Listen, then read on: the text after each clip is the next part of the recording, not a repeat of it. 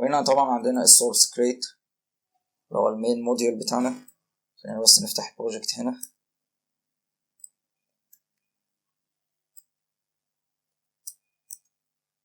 طيب عندنا هنا السورس جواه المين فايل.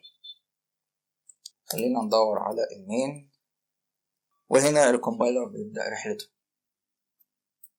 هنا عندنا RTL printing بينفذ الكوماند ده. انا فاكر الحقيقة من عين الكوماند ده احتاجناه ان انت تظبط التيرمينال قبل ما تطبع اي حاجة. التيرمينالز العموم ما بتدعمش اللي هو الرايت تو ليفت، تحتاج تنفذ الكوماند ده عشان يبدأ بس يخلي الريبورتنج اللي هيطلع من الكومبايلر المفروض يخليها RTL وبيظبطها. دي عندنا نظم بروجكت.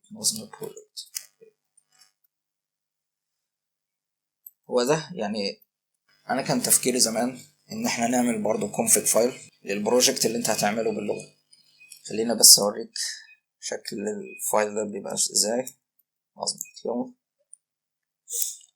ده شكل الفايل. حط فيه اسم الاكسكيوتابل اللي هيطلع، version، والمسارات اللي هي الملفات بتاعت البروجكت ذات نفسه. الحقيقة دي حاجة انا يعني مش متأكد ان احنا هنكمل بالطريقة دي ولا لا، لان انا نفسي ان انت تعمل config للبروجكت بنفس اللغة، وده اللي بتحاول تعمله لغة زي جاي، ده اللي احنا موجودين عليه. وراست على فكرة عندها نفس يعني حاجة شبيهة بالموضوع ده اللي هو cargo.toml. برضه في الاندرويد والكلام ده عندهم حاجة اسمها جريدل، يعني برضه بتبقى حاجة معقدة خالص. دارت برضه عندهم ملف اللي هو .yaml ده. هنا بيبدأ يقرأ الملف ويتأكد ان المسارات يبقى في ملف واحد على الأقل، ويطلع لك ايرور لو التشيكنج ده يعني فشل.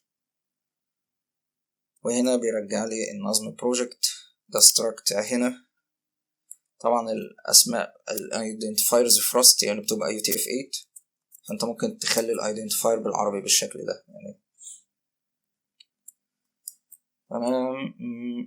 برضو هنا بتقدر تقرا عدد يعني طول الملفات دي كام عددهم. وهنا المسارات iteration كيف بتإتريت على كل فايل. معاك الفايل index والفايل path. وهنا ممكن يعني انت بتاخد الفايل باث تعمل له سبليت عند السلاش دي، بعدين تعمل له collect كarray list. هو انت هنا ممكن يعني تعتبرها ان انت كل فولدر في البروجكت بيمثل باكج، كل باكج جواها كذا فولدر، فانت بتعرف في الفايل دوت موجود في انه باكج بالظبط، وبتحاول هنا تقرا الفايل. هنا بتعمل فورمات، بتحط دوت نظم لاسم الفايل وتحاول تقراه read to string، وتشوف بقى لو الفايل ده مش موجود يعني هيقولك انه مش موجود.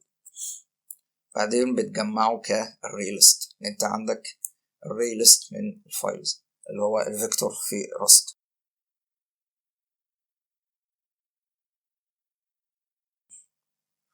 هنا بقى المفروض يعني بتعدي على كل فايل. انت هنا عارف الباكج كي بتاعت الفايل دوت، الفايل كي، الفايل باث، والفايل كونتنت.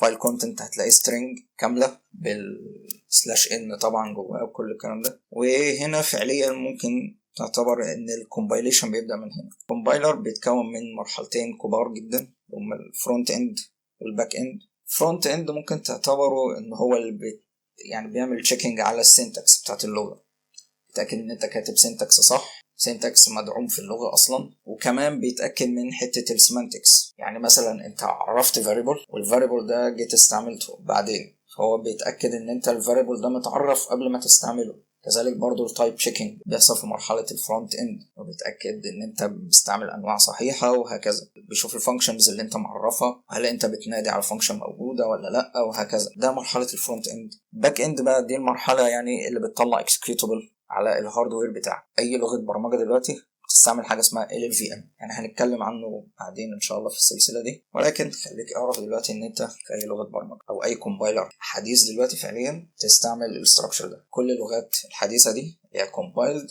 تستعمل موضوع LLVM الباك اند موحد عشان يطلعوا الماشين كود او يطلعوا لك الاكسكيوتابل بتاع البرنامج بتاعك. لغات زي راست، جو، سويفت، سي بلس بلس كلهم بيستعملوا ال LLVM. واحنا هنا برضو في نظم استعملنا ال LLVM زي ما قلنا ان شاء الله هنتكلم عنه بعدين. احنا المفروض دلوقتي نتكلم عن مرحلة الليكسر، دي أول مرحلة في الفرونت إند، وده اللي هنتكلم عنه بعدين إن شاء الله في الفيديو الجاي.